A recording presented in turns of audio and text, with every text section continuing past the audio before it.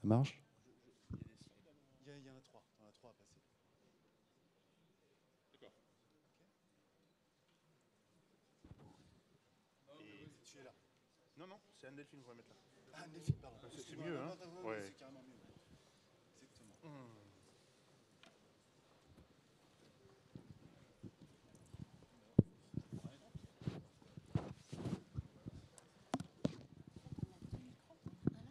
Oui, parce qu'on recapte. Ah, mais j'ai pas mon micro.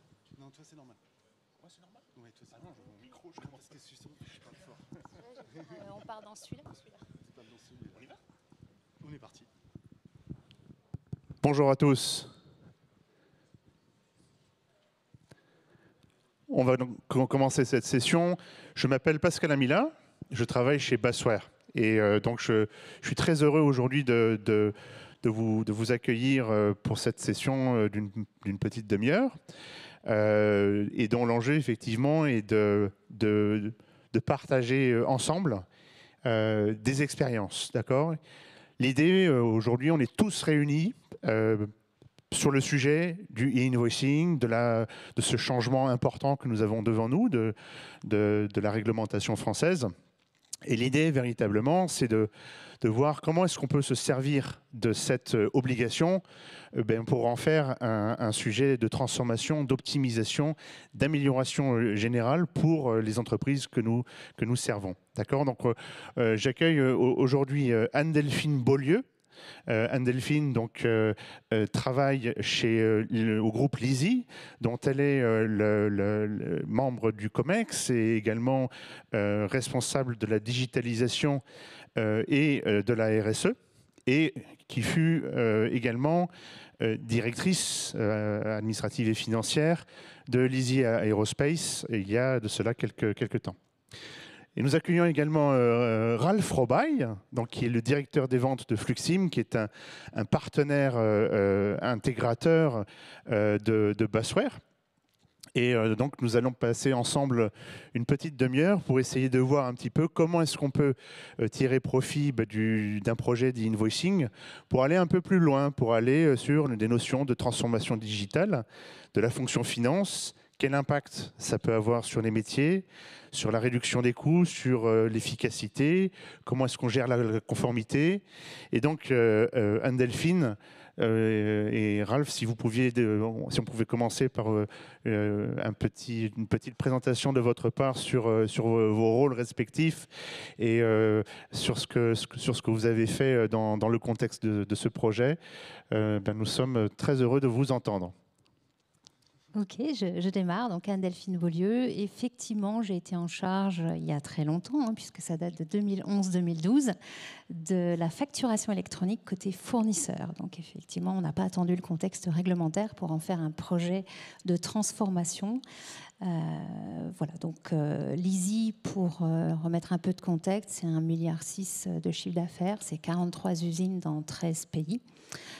Sur 3 divisions, aérospace, automotive et médicale, et on a autour de 10 000 employés dans le monde, dont 2 centres de services partagés comptables, un en France et en Amérique du Nord. Eh bien, bonjour à tous également. Donc, Ralph Robaille, effectivement, je représente la société Fluxim, voilà, donc je suis le directeur des ventes. Et nous, on accompagne les entreprises depuis une vingtaine d'années, justement, sur leur transformation digitale.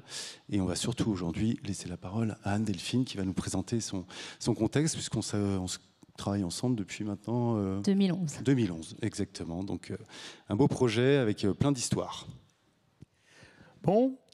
Mais écoutez, merci. Anne-Delphine, est-ce que tu peux nous dire quelques mots sur l'ISI? Donc, tu as déjà commencé à nous parler un petit peu de l'organisation. Est-ce que tu peux nous parler du modèle économique de l'ISI, de la géographie dont tu as la responsabilité, c'est-à-dire comment est-ce que ça se passe en France, mais comment ça se passe aussi à l'international, puisque vous êtes un grand groupe international. Et également, je pense que ça serait intéressant pour introduire un peu cette session, que tu nous parles de ton organisation finance. Tu avais commencé à parler des shared services. Comment ça se passe chez vous? Comment ça a évolué? Ok. Alors l'EASY, c'est un équipementier de rang 1 dans l'automobile, l'aérospace et dans le médical. On produit des solutions d'assemblage pour faire des avions et pour faire des véhicules et des broches et des prothèses médicales, entre autres. Donc, nos clients sont tous connus. Dans l'aérospace, c'est Airbus, Boeing, Safran, Dassault, Rolls-Royce. Dans l'automotive, c'est Stellantis, c'est ZF, par exemple, Volkswagen. Et dans le médical, c'est moins connu, puisqu'en fait, ce sont des distributeurs de devices médicaux. On a effectivement mis en place la partie facturation électronique à partir de 2011 en se saisissant d'un projet d'automatisation du traitement de la facture comptable. Donc on avait devant nous une croissance importante à effectuer et l'idée c'était de se dire si on ne fait rien, on sait qu'un comptable fournisseur, c'était à peu près 6000 factures par an en capacité de traitement. Et donc, on se dit, si on fait 40% de croissance, il va falloir recruter, je ne me souviens plus du chiffre, mais X comptables fournisseurs supplémentaires. Donc, je m'étais saisie de cette équation pour dire, mais non, qu'est-ce qu'on pourrait faire de mieux? Et c'était le début des chantiers d'automatisation et de robotisation en finance. Ça m'a passionnée. Et donc, j'ai creusé le sujet et j'ai fini par trouver la solution Basware, qui à l'époque était une solution très peu connue en France, puisque je crois que j'ai été le deuxième client français de Basware. Donc j'étais allée chercher loin jusqu'en Finlande pour trouver ma solution. Et les Finlandais ayant à cœur de faire du zéro papier avaient déjà aussi bien pensé la partie facturation électronique. Donc au départ, on ne l'a pas tellement pris pour faire moins de papier, mais c'était pour automatiser notre traitement comptable. Mais en fait, quand on tire le fil de la pelote, on est arrivé tout de suite dans la foulée sur la facturation électronique. Donc ensuite, comment on s'est organisé en comptabilité? Donc c'est pareil, en fait, toute cette transformation autour de le traitement automatisé a amené aussi une transformation de l'organisation en tant que département. Ça a aussi amené une transformation des compétences au sein du service. Donc on a dû travailler aussi les compétences des comptables, leur faire amener à comprendre que non, en fait, il n'y avait pas de problème d'emploi à la clé. On avait énormément de croissance et qu'on allait leur donner des outils beaucoup plus modernes. Et donc je leur avais dit, on va vous faire passer de la Twingo à la Ferrari. Il faut juste qu'on vous apprenne à piloter. Donc stressez pas sur vos emplois, c'est absolument pas l'objet. Donc voilà, on a été dans cette dimension-là. Et puis, deuxième transformation, c'était dans la valeur et la culture. Parce qu'en fait, quand on fait de la transformation digitale, on va s'intéresser au voyage de la donnée. Or, la comptabilité, c'est le réceptacle de toute donnée. In fine, il n'y a aucune transaction dans une société qui n'a pas une traduction comptable. Et en fait, on a commencé à tirer ce voyage vers l'amont et à aller embêter nos achats. Donc, on a commencé à leur parler commande digitale, commande égale facture, enfin des trucs. On leur avait dit l'OA fait la compta. Alors voilà, on a essayé de marteler ça. L'OA fait la compta, donc vous êtes le premier répondant de la comptabilité. Donc ils nous regardaient avec des yeux ronds au début, mais petit à petit, le concept a fait son chemin en leur disant garbage in, garbage out. Quoi. Si tu fais mal ton job, moi je vais récupérer tout ton déchet. Et in fine, je vais devoir quand même t'embêter. Donc fais bien du premier coup et tu verras, on t'embêtera moins. Et puis on voit la partie aval. Alors là, c'était la bonne livraison dans les usines. Donc, comme je vous dis, on a 43 usines. Et on ne paye pas une facture si elle n'est pas réceptionnée. Donc on a aussi été embêter la logistique pour digitaliser les bons de livraison, pour que le document bon de livraison en tant que document soit rattaché tout seul, mais aussi que la donnée par la ligne, et donc on est allé jusqu'à la réception de la ligne de commande, apparaisse en automatique. Donc en fait, on s'aperçoit très vite que quand on travaille sur la facturation électronique, il y a plein de façons de l'aborder, ce sujet. Moi, je l'ai démarré avant le contexte réglementaire et je l'ai complètement abordé sur un projet de transformation de la productivité comptable. Voilà, donc tous ceux qui aujourd'hui n'ont pas démarré, garder espoir, c'est bien plus fun que simplement respecter une réglementation. Alors, tu es en train de nous dire, effectivement, Delphine, que d'un projet de e-invoicing, tu as commencé à détricoter complètement tout ton processus bout en bout avec l'ensemble des stakeholders de l'entreprise. Est-ce que tu peux nous dire un petit peu, au début du projet, quelle était la situation vraiment chez vous? C'est-à-dire quelles étaient les difficultés que vous rencontriez? Quelles étaient est-ce que vous avez également des choses que vous mesuriez, des KPI? Est-ce que déjà à l'époque, vous aviez des objectifs chiffrés typiquement? Et à l'époque, on n'avait pas toute la data science, donc on avait des fichiers Excel. Et j'avais démarré par la France, où on a 22 sites, pour essayer de récupérer ne serait-ce que le nombre de factures par site, par typologie, le nombre de factures avec commande. Donc on avait fait des extractions d'ERP dans tous les sens pour obtenir ces informations. Et on n'avait jamais parlé de productivité comptable. Et donc la première fois que j'ai sorti une statistique, un comptable fournisseur en moyenne traite tant de factures par mois. Il y avait des variations énormes parce qu'il y avait des comptables spécialisés dans les factures dites complexes et puis d'autres qui faisaient des factures plus simples, et puis etc. Et puis selon les sites, ils étaient comptables mais fournisseurs qu'à 50%. Enfin, bref, c'était extrêmement compliqué de comparer tout ça. En revanche, ce qu'on a réussi à démontrer, c'est que la compta, c'était quand même un métier de qualité et qu'il fallait le faire bien partout et de manière relativement automatisée pour faire augmenter la qualité de la donnée. On ne parlait pas de data mining, mais un des buts que j'avais aussi, c'était d'accroître la vitesse et d'accroître la qualité de données du premier coup. Donc nous, on est un industriel et on essaie de faire bon du premier coup. J'ai repris ce concept-là en compta. Je dis bon du premier coup. Donc on va éviter des emails, des allers-retours incessants. Donc on a... À la fin de la fin, ça a quand même changé toute l'organisation comptable, puisqu'il y a beaucoup de comptables en site qu'on a rapatriés naturellement, et ça a été l'embryon de CSP. Et on a pu former ces gens-là, et finalement, on avait même des gens qui voulaient venir. Donc, pas tout le monde, mais... Au niveau national, mais aussi au niveau international, puisqu'on a déployé Nord-Amérique. Oui. Voilà. Et tu as eu la même problématique d'organisation de CSP? Oui, aux États-Unis et Canada. Donc on a une dizaine de sites en Amérique du Nord. On avait beaucoup plus d'équipes dans une région en Californie près de Los Angeles et une toute petite au Canada. Et j'ai pris la décision, un peu contre nature, de créer un centre de services partagé à Montréal.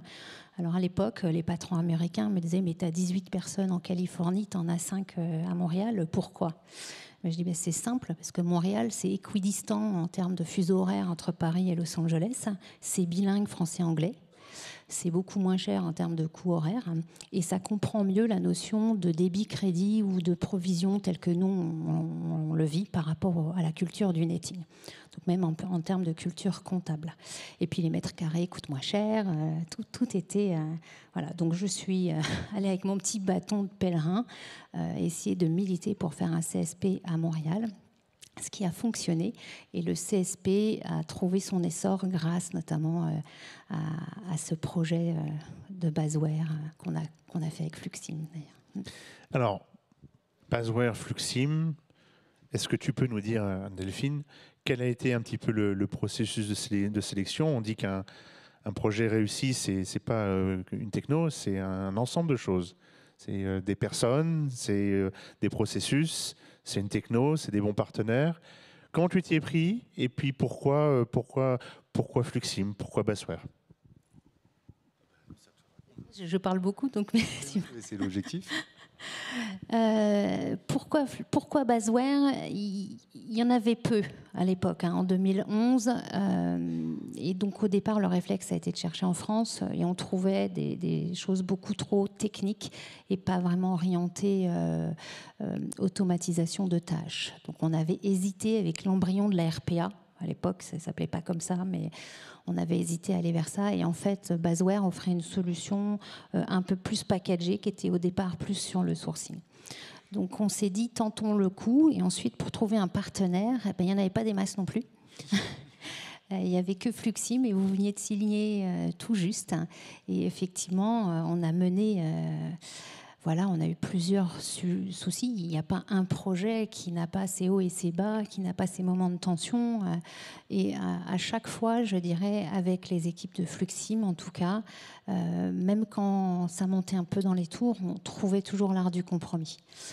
Et effectivement, pour réussir un partenariat, il faut s'aimer un peu. Et nous, on a trouvé chez Fluxim des gens qui nous ont aimés et qu'on a fini par aimer aussi, qui sont très compétents. Et quand on s'aime un peu, eh bien, mine de rien, on s'entraide. Et donc, il n'y a pas eu toujours des moments faciles chez Lizzy et Fluxim les a acceptés. Et il n'y a pas eu toujours des moments faciles chez Fluxim et vice-versa, on les a acceptés. Ça se ressent, je pense que vous sentez bien que Anne-Delphine est une cliente exigeante. Voilà, mais à qui on a essayé effectivement de satisfaire au mieux, d'accompagner effectivement dans son déploiement du coup mondial, parce qu'aujourd'hui on a même déployé en Turquie, en Angleterre, voilà, vraiment une couverture assez globale d'accompagnement de ce projet, avec des hauts, des bas, mais qui sont toujours sortis vers du bon. Et une satisfaction. Et du coup, ce partenariat, parce qu'on a vécu plusieurs histoires de Basware, d'une version on-premise à l'époque, voilà, mais un renouvellement, donc aussi du challenging avec d'autres acteurs qui voulaient rentrer. Mais voilà, Basware et Fluxim ont réussi à démontrer chez Lizzy qu'on avait une vraie valeur. Et au final, on a plutôt un excellent projet. En tout cas, ta présence ici en témoigne, ouais. J'espère. On a fait des belles choses. Ralph, est-ce que tu peux en profiter pour dire quelques mots peut-être sur Fluxim? Fluxim, c'est le partenaire auquel on pense tout de suite quand on a envie de changer la donne dans le domaine du P2P. Je serais heureux de t'entendre un petit peu sur le savoir-faire spécifique de Fluxim, et puis également de nous dire quelques mots peut-être sur comment tu as vécu de ton côté le partenariat très fort, très complice que vous avez monté avec Lizzy sur ce sujet. Exactement. Merci. Donc on accompagne depuis une vingtaine d'années les entreprises sur leur transformation digitale. Donc du coup, effectivement, vous l'avez compris, Lizzy était dans les premiers clients sur le sujet Basware qu'on a accompagné sur le territoire. Donc on a favorisé le développement de cette plateforme que nous-mêmes on a benchmarké, recherché à l'époque pour accompagner les entreprises sur ce sujet d'importance. Voilà, on s'est développé sur la partie amont de tout ce qui est sourcing fournisseur. Donc aujourd'hui, on fait toute la suite qui s'appelle non plus P2P, mais S2P, si on veut faire effectivement l'acronyme de la version globale d'une plateforme full suite.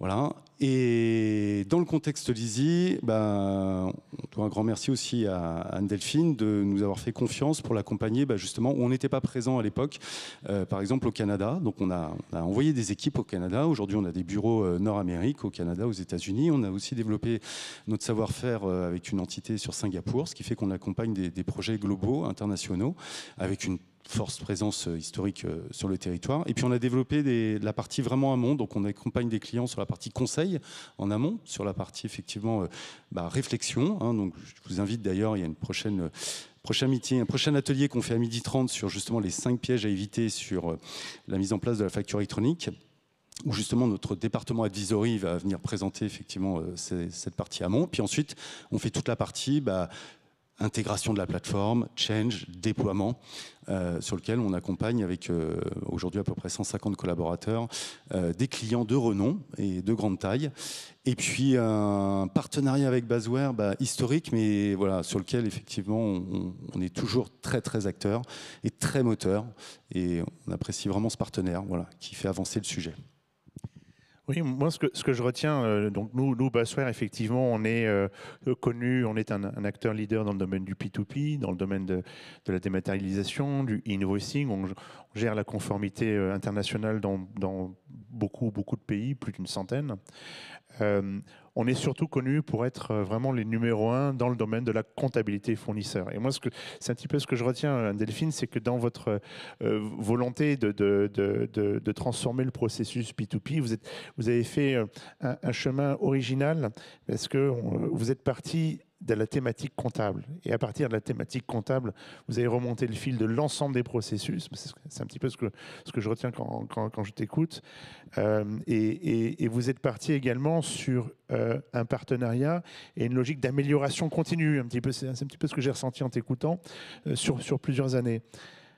Au bout de Au bout de combien de temps, Anne-Delphine, est-ce que tu as pu commencer à dire que j'ai atteint vraiment un bon niveau d'automatisation, je maîtrise mieux mes processus, est-ce qu'il y a eu des cas d'usage sur lesquels tu as buté en particulier? Enfin voilà, comment tu as évalué tes bénéfices et quelles ont été peut-être les difficultés, les écueils que tu as vus sur ces 10 dernières années? Oui, alors les bénéfices viennent très très vite, hein. Le but, c'est une fois qu'on avait embarqué nos équipes comptables, je pense que 6-8 mois plus tard, on avait doublé la productivité comptable. On était passé de 6 000 factures par comptable à 12 000 factures par comptable fournisseur, à tel point... Pour que tout le monde ait la notion, on traite à peu près 250 000 factures sur l'ensemble du groupe, Ouais, à peu près. À peu près, près de 300. Ouais, près de 300 000, voilà, exactement. Voilà, donc effectivement, moi je me suis trouvée avec un défi, c'est mince, j'ai des comptables fournisseurs qui ont 15% de temps. On fait quoi? Et donc on leur a donné les missions d'aller encore améliorer le flux. Et il y a des personnes qui se sont révélées, des dames qui étaient comptables fournisseurs, qui se sont saisies de cet outil pour dire, ben, enfin on m'écoute quand je dis qu'on pourrait faire mieux. Et donc on a laissé ouvert, on a fait des réunions bonnes idées. Et puis on mettait les bonnes idées et les fausses bonnes idées. Et donc à la fin, chaque fois qu'on avait une bonne idée, on partait avec notre bâton de pèlerin pour essayer de résoudre le sujet. Donc on a réussi avec certains sites à automatiser jusqu'à 65-66% des factures qui passent donc sans traitement humain aujourd'hui. Et il y a quelques endroits où on a échoué, soit parce que le processus, on s'est aperçu qu'il valait... Parfois, il ne faut pas faire de commande. Ça va plus vite de traiter des factures sans commande que de forcer une commande qui ne sera jamais complètement parfaite. Donc, il faut trouver le bon équilibre coût-bénéfice entre faire vite, avoir une data parfaite ou pas. Et qui est responsable et comment on le fait. Donc nous, on a préféré mettre l'effort sur la rapidité et la qualité de données, quitte à de temps en temps dire stop, on arrête avec les commandes, parce que les commandes, on n'arrivera jamais. C'est une course sans fin à la perfection qu'on ne peut pas atteindre. Il y a typiquement le flux déchets, par exemple, où on produit des déchets métalliques, des copeaux de titane, d'alu. Donc ça se termine dans des grands bacs qui sont sur nos parkings extérieurs. Et on a des tournées de recycleurs et bien évidemment, ils pèsent. Et ils nous facturaient déjà après coup, hein, donc à la pesée. Donc on avait la facture, puis il fallait faire la commande de régule, alors que de toute façon, on ne contestait pas la facture. Donc on a fini par dire stop, arrêtons de faire des commandes, ça ne sert à rien, puisque dans 100% des cas, on accepte tout le temps. Et 2, arrêtons de faire des factures à la tournée, on va faire ça une fois par mois. Ça va déjà simplifier aussi le volume documentaire. Donc par moment, on ne fait pas l'effort côté commande. Et dans d'autres cas, on s'est battu pour que les frais annexes apparaissent à chaque fois que c'était possible, pour éviter la ligne comptable qui embête tout le monde, qui n'apparaît pas sur la commande. Les frais de port, les frais de packaging, ce genre de choses, les frais fixes. Donc il faut se poser la question, il n'y a pas de vérité absolue, il faut faire des choses intelligentes et comprendre les contraintes de l'amont, de l'aval, et à la fin de la fin, se rappeler que on ne fait pas une opération à cœur ouvert. Il n'y a personne qui meurt sur la table d'opération comptable. Donc le but, c'est quand même qu'on arrive à sortir dans les temps de la qualité bonne et pas forcément toujours parfaite. Bon, vous multipliez par de la productivité, bravo. Vous avez mis l'innovation au cœur du processus, et un processus qui est partagé, et je comprends que vous avez effectivement engagé un dialogue qui vous a permis de prendre des décisions et d'éviter des positions soit trop strictes, soit trop laxistes, et guidées par le bon sens. Là maintenant, on est tous un petit peu sur la même ligne de départ, là, dans cette salle. On a la législation française qui va entrer en vigueur donc en 2026. On a également, pour ceux qui travaillent à l'international, une problématique de conformité avec, on va se dire franchement, ça remue beaucoup en Europe en ce moment. Comment tu gères ça? Comment est-ce que tu appréhendes déjà la perspective de ce changement français? Et comment est-ce que ça va se passer chez toi? Et plus spécifiquement, est-ce que tu peux nous parler de la façon dont tu gères la conformité de tes opérations financières à l'international? Alors à l'international, c'est très variable. On a par exemple la Turquie. La Turquie est en electronic invoicing depuis bien longtemps. Donc en fait, pour les Turcs, c'est déjà fait, on va dire. On est même en retard. Et puis après, on a l'Amérique du Nord qui n'est pas encore complètement intéressée. Donc on parle parfois un peu chinois à nos fournisseurs ou nos clients nord-américains quand on leur demande d'electronic invoicing. Donc il nous arrive encore d'expliquer le PDF texte structuré en Amérique du Nord. Donc c'est très variable. Ce qui est certain, c'est que l'Europe avance de concert. Donc sur les pays européens, l'aspect réglementaire ne fait plus débat. Donc on n'a pas de complexité à avancer de concert avec nos clients, nos fournisseurs. Sur les fournisseurs, on est déjà très largement en automatisation. Donc c'est entre guillemets un espèce de continuum. Pour nous, il n'y aura pas de débat. Sur la partie client, on avait fait tous nos gros clients. Bon, là, il faut aller chercher les moins gros. Et donc, comme on maîtrise le processus de départ, en fait, on répète avec une plus petite échelle et on essaye surtout d'aider. On s'est mis plutôt dans une position d'aidant pour nos clients qui sont plus petits et moins matures. Pour l'aspect réglementaire, on fait notre travail de fourmi, puis on avance. Oui, donc aujourd'hui, effectivement, dans le portail Basware, il y a une grande partie des fournisseurs qui sont onboardés, donc qui déjà répondent à une problématique, soit par un simple PDF, soit par du fichier un peu plus avancé, mais en tout cas qui sont déjà dans la démarche. Donc on n'aura pas grand chose à faire pour se connecter demain au PPF à travers de la plateforme Basware, parce qu'on a déjà une grande majorité de fournisseurs qui sont dans la dynamique d'envoyer un flux technique, on va dire, soit via un autre prestataire, soit en direct, qui est réceptionné par la plateforme. Donc, on n'a pas un gros effort à faire. Il y aura il y aura de la connexion d'annuaire, ce qu'on a parlé là, lors de la plénière. Voilà, il y a quelques sujets, évidemment, qui vont intervenir. Mais globalement, le gros travail a déjà été opéré. C'est pour ça qu'on engage beaucoup de clients à aller dans cette démarche-là aujourd'hui, de s'occuper du process qui va faciliter juste de rajouter cette couche compliance pour être en conformité donc avec cette nouvelle norme d'échange avec le PPF. Mais dans l'esprit, le gros du travail, il faut bien penser que ce qu'on évoque, c'est qu'il y a un sujet de captation des flux et d'émission des flux et un sujet de gestion des flux. Et en fait, le gros sujet, je pense qu'on peut le dire, 90%, c'est en dessous de l'iceberg, c'est en dessous l'eau, c'est l'iceberg, la partie cachée, c'est le process de gestion dans lequel il faut détricoter beaucoup de sujets. Mais la partie captation, sur laquelle beaucoup de clients mettent beaucoup d'efforts ou pensent que c'est la clé, en fait, c'est vraiment le haut de l'iceberg. Voilà. Et si on pense son projet comme ça, on a déjà une grande sécurité de le réussir. En tout cas, on accompagne vraiment les clients dans cette démarche-là. Et donc, beaucoup de clients avaient lancé, je vais jusqu'au bout de la démarche, un débat quand on était sur une sortie de la compliance à partir de 2024. On a eu beaucoup de projets naissants d'un seul coup sur la réforme de la facture électronique. Ça s'est éteint, vraiment. On a un effet qu'on a senti là, ces derniers mois d'arrêt de projet, de réflexion en tous les cas. Et c'est dommage parce qu'il faut vraiment se concentrer sur cette partie processus là, d'automatisation déjà à ce niveau-là. Et ensuite, il n'y aura plus qu'à brancher le câble pour aller dans cette logique d'échange avec l'État. Donc vraiment, les clients qui réfléchissent dans cette démarche-là, donc là, ça y est, on revoit des projets réapparaître. Mais il faut rentrer dans cette dynamique-là aujourd'hui. Parce que, évidemment, vous vous doutez bien, même s'il y a beaucoup de prestataires présents aujourd'hui, vraiment on est nombreux, vous êtes en face énormément de clients et on n'arrivera pas à satisfaire tout le monde, même si on a la meilleure volonté du monde. Et donc, il y aura un vrai goulot d'étranglement sur lequel, plus on attaque tôt, plus on sera serein sur son delivery et son basculement dans la nouvelle ère. Bon, et nous, de notre côté, on fait notre part du boulot. On est candidat pour être PDP, bien entendu. On va démarrer donc à mi-année notre pilote qui va être réalisé avec le groupe Vinci, donc qui va porter sur plusieurs millions de factures. Donc on teste tout de suite les choses en grand et comme ça, on sera sûr de notre coup pour pouvoir réussir ensemble ce mouvement. Mais je comprends que vous l'abordez dans la sérénité, donc moi ça me rassure beaucoup. On arrive au terme de cet échange. Est-ce que vous avez un dernier mot à nous dire, Ralph, Anne-Delphine, sur le projet et puis après, on va passer à une séance de questions-réponses.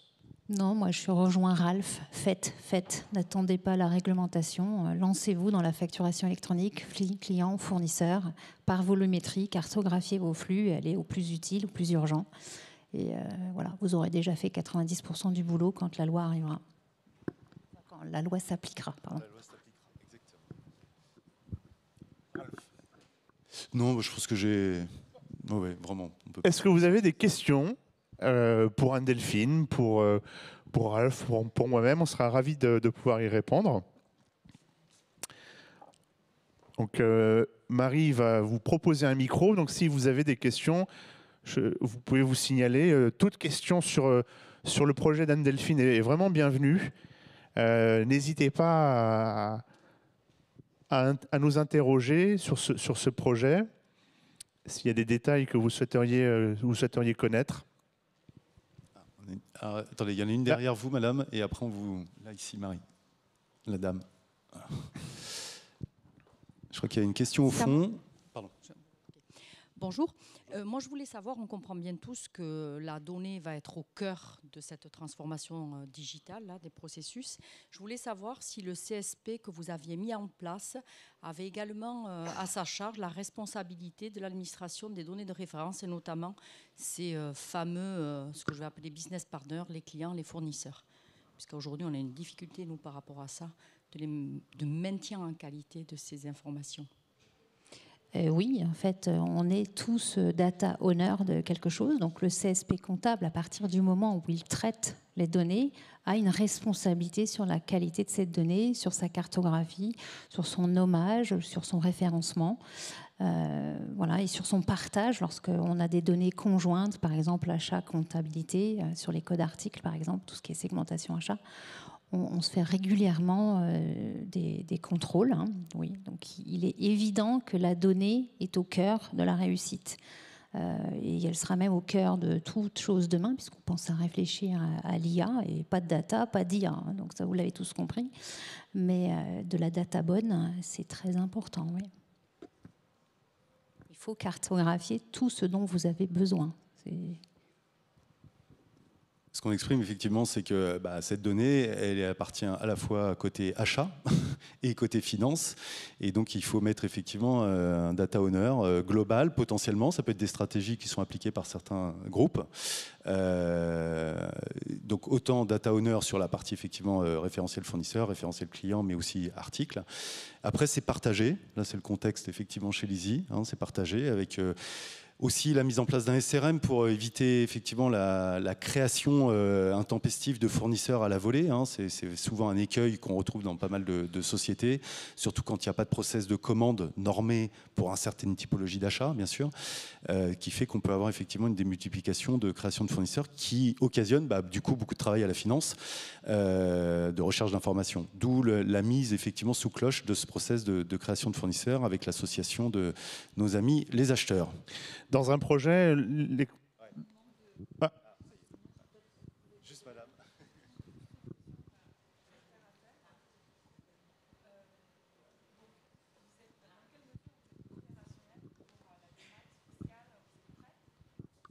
Dans quelle mesure est-ce qu'on est opérationnel pour la démat fiscale ? Oui, c'est ça. Il y a 35 flux cas d'usage répertoriés ce matin par DGFiP. Oui. Imaginons vous avez 30. Est-ce que vous avez, parce que tous les process vont être répercutés par la réforme, est-ce que vous avez établi un process cible pour chacun de ces cas d'usage chez vous? Vous avez fait un POC, vous avez dit on est serein, si la réforme c'est dans 2 mois, on est prêt. Vous en êtes où? Oui, on traite la totalité des cas d'usage. La totalité. Pardon, je pense que la question c'est plus pour Delphine. Alors nous, on n'est pas prêt sur les 35 cas d'usage. Hein. Non, du tout. On a cartographié les 5 plus gros qui font aller 90% du volume, sur lesquels on en a testé une grande partie qui fonctionne. Pour les 5% restants, on a tendance à se dire qu'on va attendre que ce soit fait par d'autres. Voilà. Et puis, je pense que la loi nous impose à basculer. Elle a bien compris que personne ne serait parfait du premier coup sur la totalité des flux. Donc nous, on gère notre 80-20. Et sur le 80% important, on est prêt. Sur les 5% ou les 10% qui sont plus épisodiques, on se tâte encore et on va attendre de voir un petit peu comment les plateformes elles-mêmes gèrent ces cas particuliers. Merci, Voilà, on merci doit beaucoup. s'arrêter là. Moi, pour ceux qui souhaitent poursuivre l'échange, nous vous invitons sur le stand Basware qui se trouve au centre en haut. N'hésitez pas également à aller visiter le centre de notre partenaire Fluxim. Je vous souhaite une excellente journée.